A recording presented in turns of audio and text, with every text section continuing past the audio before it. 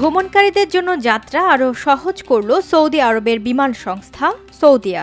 সংস্থাটি টিকিটে 50% বেশি ছাড়ের ঘোষণা দেয়। আগামী 1 সেপ্টেম্বর থেকে 10 ডিসেম্বরের মধ্যে যারা সৌদি আরবে যাবেন তাদের জন্য থাকছে এই বিশেষ ছাড়।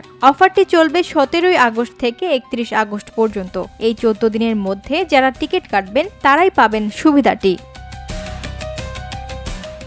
এই সময় সৌদিয়ার আন্তর্জাতিক রুট, যাওয়া এবং আসার এমনকি ট্রানজিট বিমানের ভাড়াতেও মিলবে এই ছাড়। এদিকে অফারটি বিজনেস এবং গেস্ট ক্লাস উভয় ক্ষেত্রেই প্রযোজ্য হবে, তবে গেস্ট ক্লাসে সুবিধা একটু কম। অন্যদিকে শর্ত টিকিট কাটতে হবে সৌদিয়ার ওয়েবসাইট, মোবাইল অ্যাপ বা অফিসিয়াল বিক্রয় কেন্দ্র থেকে।